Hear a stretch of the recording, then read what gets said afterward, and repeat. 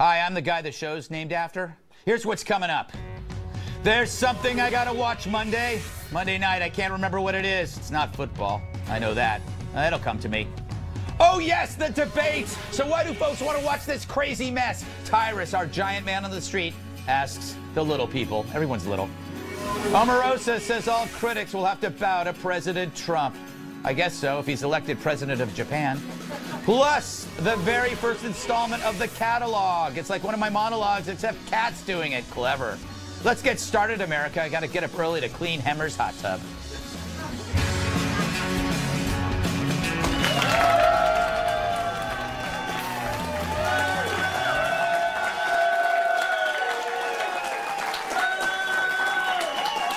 Let's welcome tonight's guest. He makes more sense than the mint.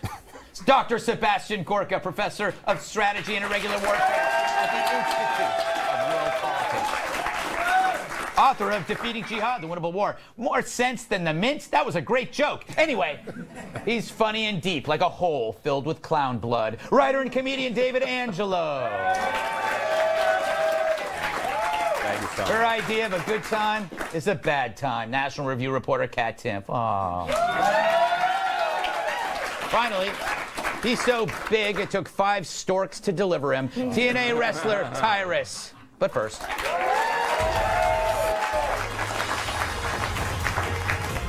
It's true. Finally, Donald versus Hillary. Hillary versus Donald. I haven't been this excited for a Monday night since they canceled Designing Women. 100 million people are expected to watch as the polls show a race that's tighter than Channing Tatum's abs. You know what they say. Stakes are high. The stakes in this election have never been higher. The stakes are high. A high-stakes showdown. The stakes couldn't be higher. This is what America's been waiting for. Stakes, eh? The stakes are high as Gary Johnson. Who we are and what we've done, and not based on that. I think I could stand up there for the whole debate and not say anything and emerge as a leader. She is so turned on. I think we found our new president. But you know, Gary may be onto something. Expectations are very low. But Donald may be keeping expectations low by saying stuff like this. Look, I didn't know that. It's a phony system. Lester's a Democrat. I mean, they're all Democrats, okay?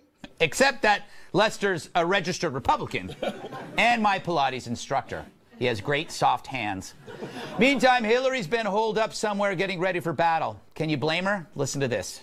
Now, having said all this, why aren't I 50 points ahead, you might ask? Well, the choice for working families has never been clearer.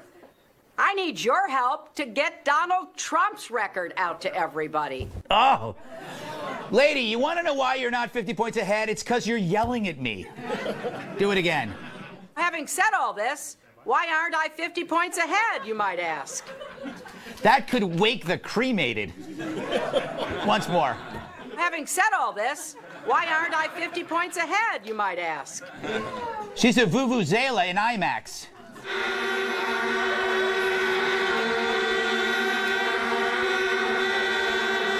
Oh, man. No difference. She's like the lady in line ahead of you fighting with the cashier, and she comes and she's looking at you for support. No thanks, lady. I'm just buying corn nuts and Listerine strips. This is your battle. Now, Trump doesn't like to over-prepare. Instead, Thursday, he went to Philly for a cheesesteak.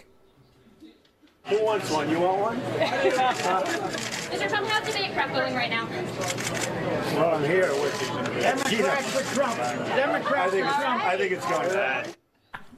Debate? I'm getting a cheesesteak. Screw your debates.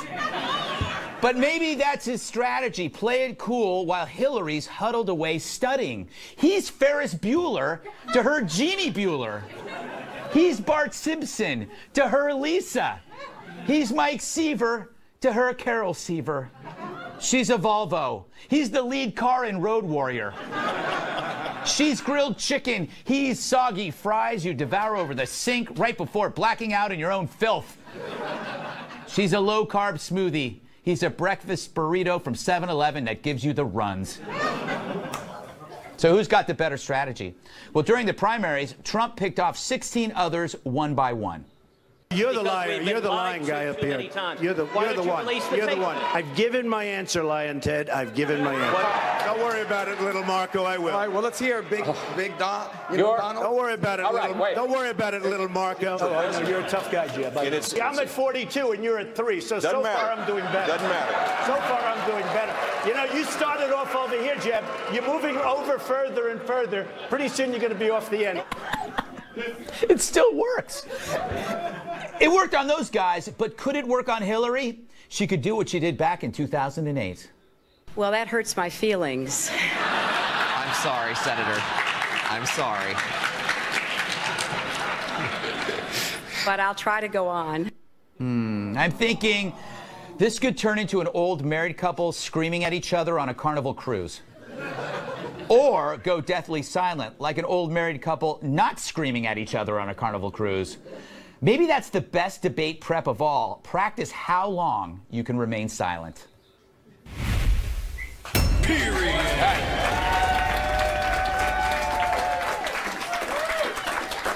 This is going to be the greatest night ever, isn't it, Dr. Gorka? Well, first, because we're going to dinner. Anyway, but no, how do you see this unfolding? Look, it's being pitched like Godzilla versus King Kong, right? Yes. But the trouble is, there's only one person in the race. Yes. There's one person running around the track. The other person isn't even in the stadium. They're at home on an IV. I mean, it's... seriously. Yeah. So you're saying she's anemic and weak, and he's basically running against himself. He is doing what he does, which is being the Donald. Yes. And people are lapping it up, and he came from nowhere. Yes. He came, a year ago, who took him seriously? I didn't. Nobody took him seriously. And I told him to run. What was I thinking? No, I was prescient. All right, David, what do you make of this? As a comedian, you have so many targets. I am actually worried about Hillary. Really? I'm genuinely, like, there's so much anxiety. I don't think she will. I'm afraid she'll, like, faint or something. I'm genuinely afraid of it, and I have anxiety about that. Like, and I'm not like a Hillary health truther. Yes. Like, I totally take her at her revised statement that it's pneumonia and whatever. You know, I uncynically accept her third version of events. No problem, but like, I don't know. I just don't know. That to me, her health, I mean, that is such a big red flag. Bernie Sanders supporters are actually gathering around to salute it. I mean, that's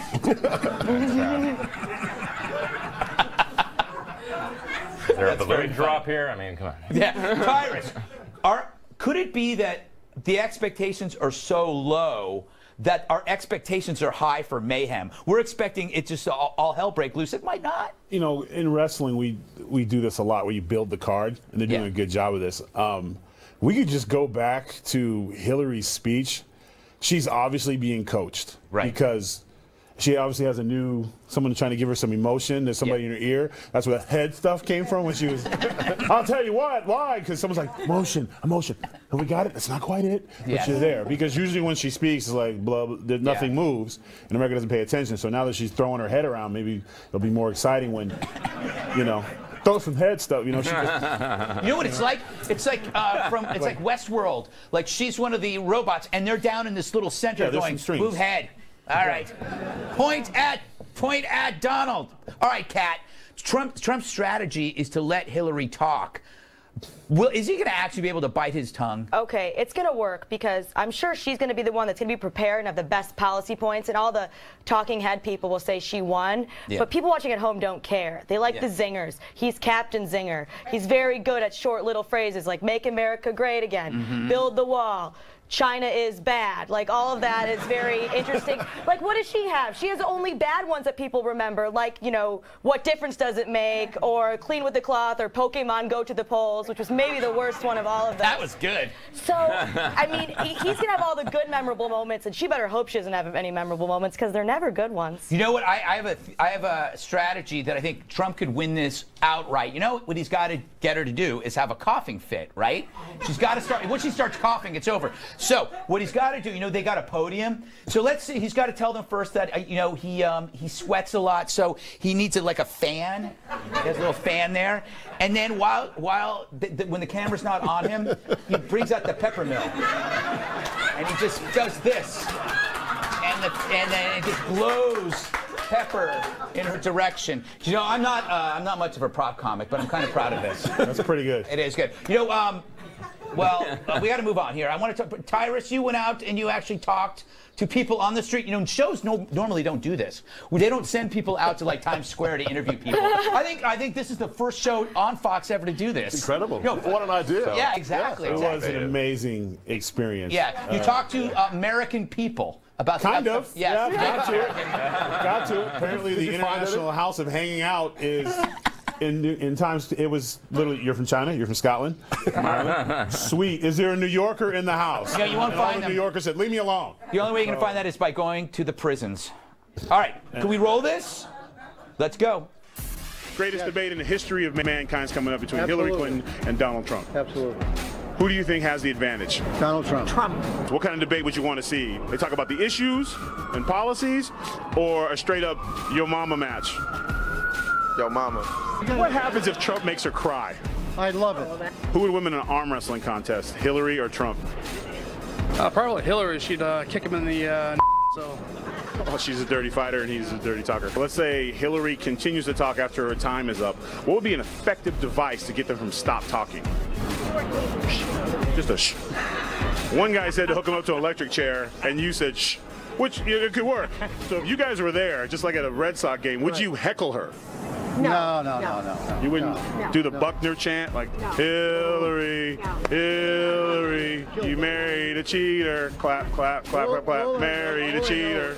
We have assembled a panel of what we would think would be the greatest debates of all time. Clinton, Trump, Burr, Hamilton, Greg. Then a unicorn, Arnold and Sly, Bradgelina, in Alien versus Predator.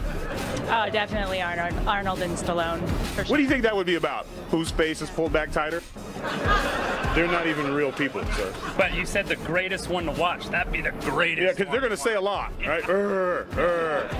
You have no idea who this man is? No. Okay, because we're going to delete everything you just said if you can't tell me who this man is. Who this man is. Oh, Greg Gutfeld. Greg Gutfeld, right? You love that guy, right?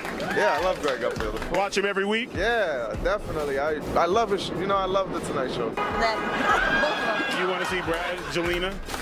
I don't know their story. I just love the way that they look. Oh, they're hot. So you want them just to stand on the stage and look pretty. That's how I make my living, so it's all good. Who would you like to see? Dead ones. Burr shot him. Oh, wait, hold on. The other guy is my guy, Hamilton. Well, I went to his school. Well, you should have told him to duck right there. And you do know that that's a unicorn. Yeah. And this guy is? That's Greg Gutfeld. Oh! Somebody knows!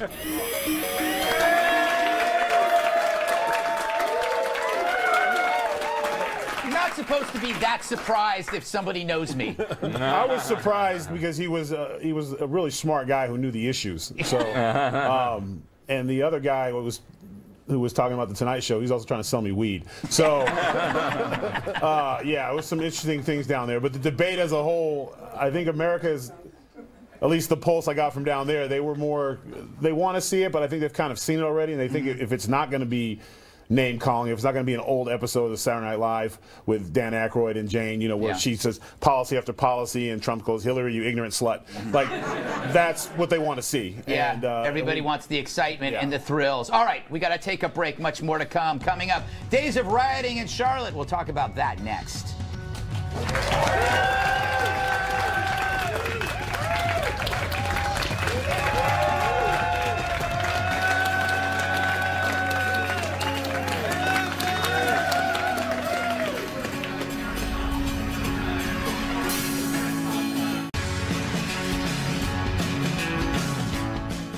This week, we saw violent protests break out in Charlotte after an African-American man was shot by an African-American police officer. Police say the man was carrying a gun. His family says it was a book. But there was a time when we waited for all the facts. Now we're in the age of instant everything. Feelings trump facts, and threats of violence twist the path to justice. Does such chaos add pressure to punish, as seen in Baltimore? And isn't that just another form of injustice, too? We knock Islamism for reverting to 7th century ideas, but here we have a similar phenomenon. Once riots influence law, we trade civil society for mob rule. And whether it's jihadism or riots, the left and its compliant media are handicapped by their own belief that the system somehow deserves it. Add to that the network cameras, which attract crowds like moths to a flame, adding more drama, more adrenaline, and less patience. So should we return to a time when justice was instant? If so, then it's over for everyone. Period. Tyrus, rioting, looting, effective way to bring about change? No. And it's funny because last week we talked about protesting. Colin Kaepernick, Mike Bennett, Seattle Seahawks. That's a protest. Yeah. Build dialogue. Disagree, agree, you respect the protest. Mm-hmm.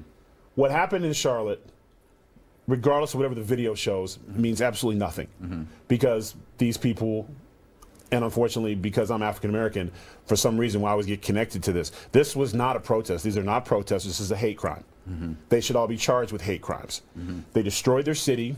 Mm-hmm. They dragged white people into parking lots and beat the hell out of them. They threw rocks off on families of cars. They tried to steal cars. They weren't looking for justice and cash registers. The whole thing was, and then in a situation like that where the whole point of it was police brutality, police violence, and one of your protesters was shot by one of your protesters. So you're doing the same thing. Yeah. So you're not part of the solution. You're the problem. Mm-hmm. And if the media would just have the balls to say this is not a protest, these are rioters, these are criminals, these are thugs, and show that they are their own worst enemy. The police are no longer going to patrol their neighborhoods. So what does that mean? More brothers are being killed by brothers. Mm-hmm. Yeah. And if I was a police officer, I wouldn't go in there. Because if it was like they said it was, they wouldn't have been throwing tear gas. When they hit the city, the cops wouldn't have had batons. They would have had guns, and they would have shot them all up. Mm-hmm. Because according to them, that's how it was. And while all this stuff was going down, Black Lives Matters, we stand with you. So in a way, at least it all came out because it wasn't a white thing. This is the one time white people would be like, hey, privilege, we didn't do this. Yes. They're not involved. Yeah. It was black on black crime. If it was truly wrong for shooting him, otherwise it was a police officer doing his duty. But it was African Americans involved. So we can take the race out of it. It is their hatred for the police department. It's their hatred for officers out there doing their job. So just keep it real. It has nothing to do with race. But that's an easy ticket because unfortunately there's a small part of our population that they just hear race and they jump all over it and we get what we get. Well, that's the thing, Dr. Gorka. It feels like the discussion is over. It's like this: the mind cannot be unbended when it comes to race or comes to any kind of ideology, right? I think, it doesn't matter what's on any of these videos. Mm-hmm. Because it's not about truth. Mm-hmm. It's about division. It's about hatred. And I'd like to ask, the scenario, what if we change the color of the rioters? Mm-hmm. Or what if they weren't shouting Black Lives Matter, but shouting, Abu Bakr and ISIS? Mm-hmm. How would we treat those people? Right. So why? What's changed? Mm-hmm. If the mantra was white justice or Islamic justice, these people will be treated as terrorists. Yeah. No? I feel the same way. But I see this now as a trend in almost everything, David. I think communication is futile. I think it's like we are now going into our respective camps and being around people we agree with, and that's it, right? Right. I appreciate the opportunity to be comic relief on this topic. Yes, this is a challenge. I do think, I think you could have some empathy. I'm not going to try to dissect it too much, but if people react irrationally sometimes. Yes. Yes. Yes. Look you have 9/11. Right. Very fancy white people decided to invade Iraq over that. Mm-hmm. That's not the right move, Yeah, okay. So there's things people do where it's all right, I don't want to be judging too harshly, but it is if you're going to protest the police, riots aren't the best way. They're just getting more money. You know what I mean? Now they're getting funding for the tanks and stuff. Yeah, and also it's if you're protesting against the government, then go to the government centers. But if you're going to loot, all you're going to get is copier paper. Paper clips. Yeah, and paper clips. I just want to make sure that I say I also have an looting and murder stance. That's very good. I do. But I mean, police brutality is a problem. You are more likely to be killed if you're black than you're white. But you're just, like, looting is not helping anything, obviously. Also, I love that Trump has been trying to connect with the black community. It's good, but at the same time, he's proposing stop and frisk, which, you know, like, proposing that in the communities that have been negatively affected the most by stop and frisk is maybe not the best idea. But you know, I might disagree with you in that communities where there are guys with guns, stop and frisk actually helps the people living in the community. Well, they get arrested for having something in their pockets. I'm just saying, I don't know that it's resonating, but that's okay. Sometimes you try to talk to somebody and then you say the wrong thing and they don't text you back, but you just, at least you tried. Okay. The other thing is, and I've said this before, we have to admit that riots are fun. They are literally a riot. When people are out there, they are doing it because it's exhilarating to break windows. It's exhilarating to chase somebody down a street. It's exhilarating to take things. And we all talk about, like, oh, it's about injustice. No, there are young guys on the street having a blast. And then they wake up and they have stories to tell. But then, did the Million Man March mean anything? Yeah, I hope so. You got to ask these people, right? How many of these people remember that? Or just, like Martin Luther King. Yeah. What's their attitude to them? Yeah. But these when brothers and sisters don't reflect black America. They don't. They don't. They don't have no concern for anything else but their own stuff. Their agenda is simple. It's, and there's no other word for it, but it's basically, it is from the rap songs that we grew up on hearing. Some of us had the common sense to realize that's not how the world works. But with all due respect, it's the police. And that's their narrative. And they don't care anything about it. Because common sense, stats means nothing. If you look at who's killing black people, it's not the police. It's like this much. Yeah. White people get killed this much by the police. Black people killed by black people is this much. Yeah. And by doing what you're doing and getting the police to leave your neighborhoods, that number's going up. Yeah, and you don't want that. All right, we got to move on. We got tons more stuff coming up, including a bomb went off in New York City last week. A terrorist stabs people in Minnesota. But do we even remember it? The story people stopped talking about. Next.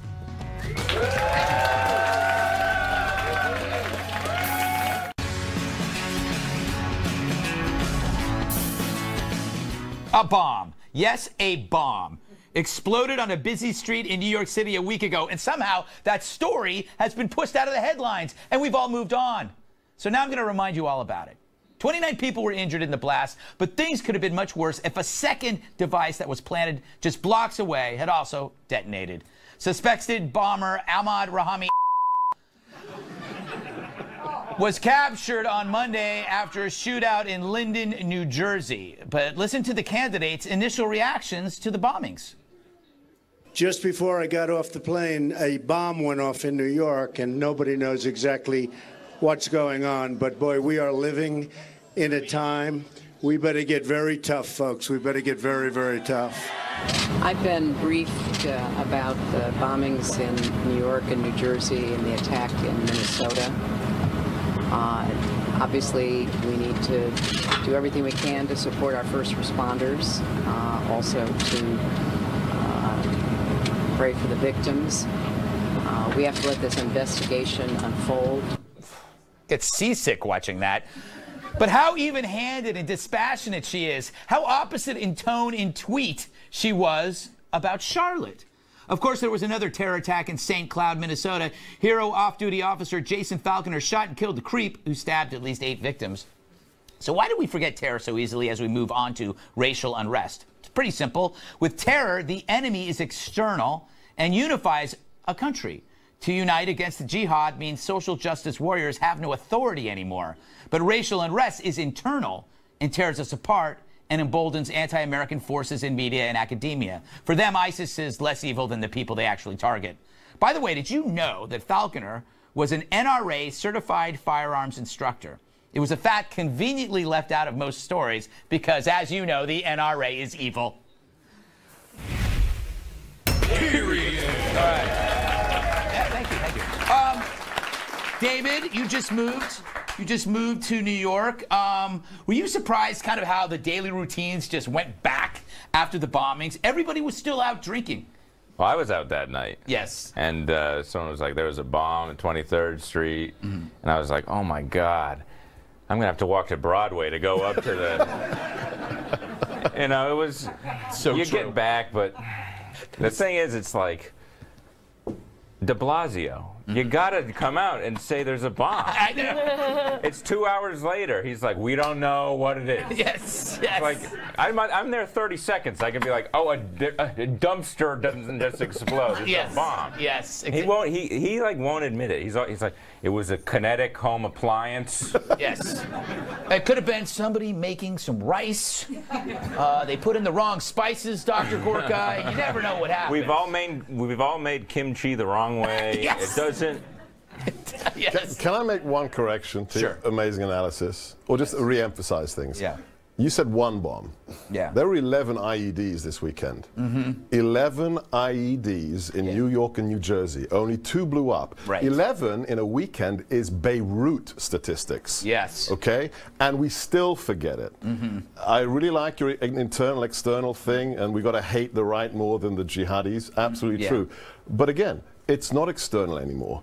With this arrest of this guy, since ISIS declared caliphate in the last 2 years, we have killed or arrested 112 people in America linked to ISIS. Not 12, not 22, 112 right here in America. Kind of funny how bad they suck at building bombs, though. Yeah, how lucky for us. For now. Yeah, for now. Yeah, I get for now, but I think that we should make fun of them a little bit for sucking at building bombs. I mean, if you're the kind of person that builds bombs, that's probably all you do. It's not like a side hobby. But I totally disagree with your logic. All right. They're learning from Aspire magazine, right? They're learning from Aspire magazine, and they're at these bombs are. They say the more primitive they are, the more likely they go off, right? The simpler that they are, the easier, the more complex, the more likely they malfunction. It's like that with So cars. the bomb nerds are the ones really messing up? Yeah, it's the bomb nerds. It's the primitive guys, and we don't panic because there wasn't as many casualties. I mean, what happens, Tyrus, if it had been 29 deaths? I mean, then it would have been a problem. Another problem was how quickly it was diffused, how quickly, New York Police Department and the FBI and the fire department, they got things done, handled, the guy was apprehended. Although, just looking at him, I refuse to believe that was the mastermind behind everything, and that's the scary part. And then it was like, oh, we got him. Yeah. We're good. Let's go back to hating each other. Literally. The issue is, if anything, when you look at stuff, when you're planning stuff, if I was planning stuff, I was trying to think of what I would do. I would have sent the dummy out first. Yeah, the guy I don't care about. Listen, you're gonna plant 11 bombs. You do what you gotta do. When you get back, if you don't make it, you got 7,000 virgins waiting on you. And if you do, you're gonna go to Guantanamo, which is a lot better than people letting you know it's on. It's not that bad. Yeah, you get 3 squares. And they caught him. He served him up. And to me, that's more of a red flag than a white flag because it was almost a little too easy. It was a little too I convenient. tell you, it was such a big red flag. Bernie Sanders supporters are saluting it. I've heard that before. I mean, I agree that there are more, but at the same time, I don't think that we need to give the impression that we're terrified to live our daily lives because that's exactly what these people want. And that wasn't my point. We can make fun of them, and we should. No, we should make fun of them, but you know what? I'm also tired of that. I don't want to do this because that's what they want. Like, we better not take the fight to them because that's what they want. I wouldn't mind giving them what they want. Take it seriously. Like their martyrdom. I want to give them their martyrdom. I want to help them on their way to the virgins. And I'll do everything I can. Here's the other side of it, what we don't want to talk about. Slow build.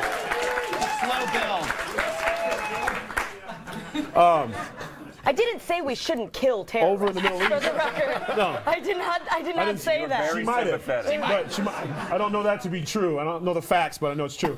On the other side of it, we have been messing up their leaders on the other side of the world. That's true, yeah. And there's been a lot of deaths, and their infrastructure is in trouble. And then it just so happens Syria and America supposedly messed up, and we bombed the wrong people, which I'm pretty sure we bombed the right people. So reactions are now frantic. And so this is a time where they're going to make mistakes, and guys are getting nervous because now they're cut off from their lifelines and their money lines, and they're trying to make moves. So things like this, poorly planned stuff, will probably be a little more prevalent than it was before. I think so too. One last fact before we move on. The dad of the terrorist reported him 2 years ago. I'm surprised that CARE hasn't called the dad Islamophobic. Don't you think? But it's it's a big scandal in the sense that we criticize moderate Muslims for not cooperating, and then when they do, we ignore them. That's kind of on us. We want the cooperation, and then we drop the ball on this one. Okay, up next, a new segment with Kat Timpf. We're calling it A New Segment with Kat Timpf. That's creativity.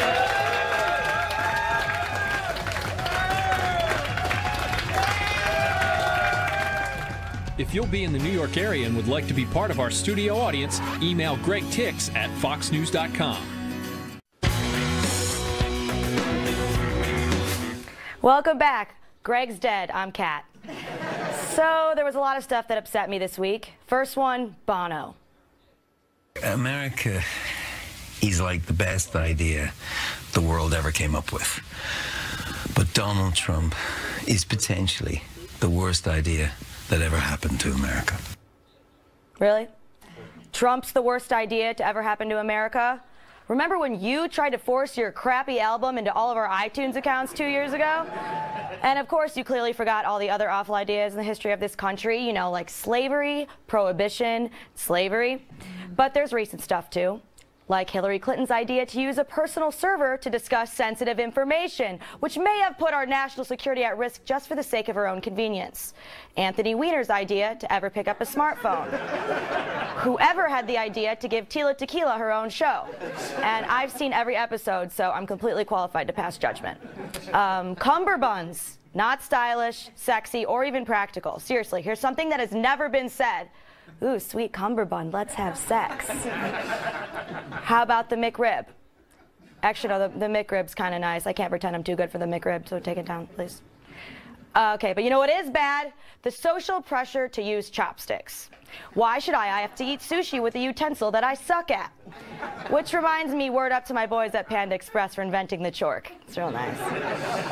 Anyway, Bono, you're wrong about Trump, and I don't like when celebrities tell me how to think. Which brings me to this celebrity voting ad. You only get this many famous people together if the issue is one that truly matters to all of us. A disease or ecological crisis or a racist, abusive coward who could permanently damage the fabric of our society. We cannot pretend both sides are equally unfavorable. We can't say one vote doesn't matter. Your vote matters. Your vote matters. Make yourself heard. Tell the world that you care about what happens to it. Are people really voting because celebrities are telling them to vote? If you do that, you probably buy a Vino face wash thinking that's what Jennifer Aniston actually uses. Everyone knows she washed her face with Angelina's tears. Remember, people, in 2012 when Miley Cyrus told you to vote, and then you did, and then she came to your house to tell you how cool that was, and now you're best friends? No, because that does not happen. Sorry, fanboys, but you will never impress Iron Man and the Incredible Hulk by voting. They don't care what you do, because they don't know you exist, and you will never meet them. Speaking of face wash, I can't stand when people use the KKK as some type of proof that all Trump supporters are racist. For example, Elizabeth Warren this week. Let's face it, Donald Trump has more support from Aryan Nation and the KKK than he does from leaders of his own party. The worst of the worst doesn't represent a whole group. A lot of Beatles fans were in Charles Manson's cult. Is that a representation of all Beatles fans? I'm a Beatles fan. Does that mean I'll probably be joining a drugs and sex-fueled murderous cult any day now? Maybe, I don't know. Sounds kind of fun. But what about the worst of Hillary Clinton supporters? Like the Orlando shooter's father, who after the shooting said that God will punish homosexuals and use that as an example of what all our supporters are like? Or maybe, just maybe, the hand-picked worst of a group doesn't say something about the entire group. And finally, my main brosif, Gary Johnson. On Thursday, this happened. I think I could stand up there for the whole debate and not say anything and emerge as a leader. Now, for some reason, there were some jerky, jerk-faced cable news hosts who made fun of Johnson for this. The stakes are high as Gary Johnson. Who we are and what we've done, and not based on that. I think I could stand up there for the whole debate and not say anything and emerge as a leader. She is so turned on. I think we found our new president. Here's the thing. Getting busted with your tongue sticking out can happen to anyone. How could you be chill and be a surgeon? That's such a not chill thing to do. So my favorite moment was when that's so not chill. Trump said.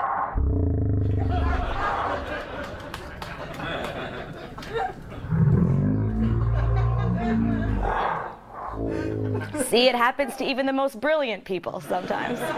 So leave my little Gare Bear alone. Can I get an exclamation point? Exclamation point.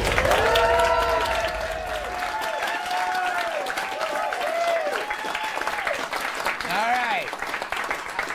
Coming up, I sit quietly during the break, but you won't see that because it'll be during a commercial.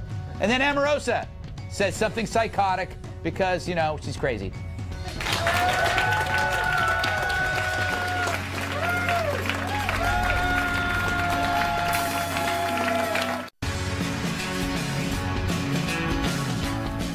Frontline, a show on PBS, wherever that is, has released a preview of their election special airing next week, and it looks awesome, I think. I didn't see it. The clip focuses on the 2011 White House Correspondents' Dinner, where President Obama hammered Trump with joke after joke. The crowd ate it up. Trump advisor Roger Stone says that was the night Trump decided to run for president. But the real highlight comes from this amazing quote from Omarosa. Every critic, every detractor will have to bow down to President Trump. It's everyone who's ever doubted Donald, whoever disagreed, whoever challenged him. It is the ultimate revenge to become the most powerful man in the universe. Well, I am just shaking in my boots. She scares the hell out of me. I don't know, David, there were so many better choices among The Apprentice. And, you know, Gary Busey, I know. He should be out on the campaign trail. He should. He probably thinks he is. He's sitting on the couch going, this is fantastic. But it's like, you know, Trump says he keeps hiring the best people. She's not the best person. She was the villain. The villain. She gets things done, though. But can we look at what she said? Villains are valuable. Villains are valuable. That's true. That should be a T-shirt. Yeah, maybe I'll make one. Can we look at what she said? Yes. Bow down. Yes. Okay. The guy's entertaining, right? Politics has become entertaining. What about if you're a filmmaker in California? Mm-hmm. Did you have to bow down to Obama, or were you put in prison? Interesting point. Talk about reality. Yes, that is right. Yes. You know what I don't get is why she's fantasizing about people bowing down to another person. Because we all fantasize about like everybody like bowing down to ourselves. Yeah, that's right? Like, I've thought about every single one of you bowing down to me since I saw you. So I think that's pretty normal. But why does she want to do that? I don't get it. Because she's a toady. Yeah, I don't get that. A person that immediately says, okay, she worked for Obama, right? She worked for Trump. She has no ideology. She has no principles. All she wants is to be close to a powerful person. I can't judge her for that one bit. What's the word for that? Are you talking about Cruz? What's that word? You said ass kisser. Yeah, yes. That's what she is.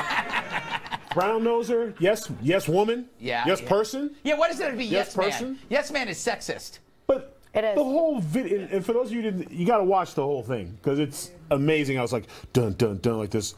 Donald Trump doesn't need anybody to defend him, and when it comes to name calling, Donald Trump's up there. Top 10 name callers of all time. Right. He ran his mouth about Obama for a hot minute and then decided to walk into Obama's moment and sit front row. Yeah. And Obama ate his up, which what happens sometimes when you're a bully, you get it served to you. I like her. You like her? I like that she's able to say that stuff and not even crack a smile. It's hilarious. She's a robot. Yeah. Yes. Yeah. Goes back to your theory, boss. Yes, I think she is a robot. She's a robot, cyborg. I read on Wikipedia, which is very, very valuable source of information, that she was supposed to be on Jimmy Kimmel, and then she saw a lie detector test, and she like ran away. That's because great. the cables with her battery system and stuff, it would have malfunctioned. Cyborgs have to be very careful. All right.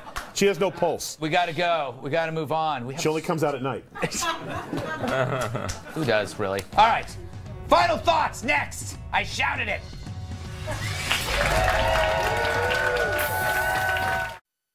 We're almost out of time, so... What you've wanted to say all show, but haven't had the chance to say, so here's your chance to say it. Right now. Doctor? I'm just so impressed you give us the opportunity to do that. You're such a nice host. Thank you. You've already plugged my book, so I don't need to plug my book. Okay. So I'm just going to share one thing. I'm angry. Okay, at what? I've never been on Fox without a tie, and I took my tie off today for you. And what do? You put a tie on. Well, you know what? That just shows you don't watch the show, because I wear a tie I don't have cable. You don't have cable? I don't have cable. Interesting man. And he calls himself a doctor. Obviously not a real doctor. All right, David. Well, I have a web series on Comedy Central called Nothing's Easy, which you can watch. New episodes at October 3rd. And you should watch The Americans on FX, which is a show I love and I'm not connected to in any way, but I think it's a fantastic show. Plugging something he's not on. That is a first. A non-plug, if you will. Yeah, I'm just a supporter. You're like you guys. Yeah, you're a supporter. Good for you. Tyrus? I have so many thoughts running through my head, but the first one would be America, use your brain. Like, don't fall on the sound bites. And the second thing is, it was announced yesterday I'm making my return at Bound for Glory with TNA for Bound for Gold, which I won last year handily, so I plan on winning this year, so I can actually bring a title on the show. Yes. So I'll be champion. So I'm very excited. Bound for Glory, October 2nd. All right. Kat, last word from you. I left a pair of jeans on a megabus once.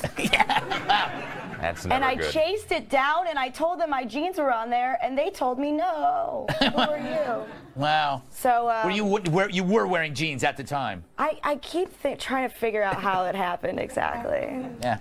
These are warning signs. Yeah, walking red flags all around me. I keep them close. Yeah, they're such red flags, guys. Yes. Get it. That Bernie said, great. But yes. All right. Thank you, Dr. Sebastian Gorka, David Angelo, Tyrus, Katherine, and our lovely studio audience. I'm Greg Gutfeld, and I love you, America.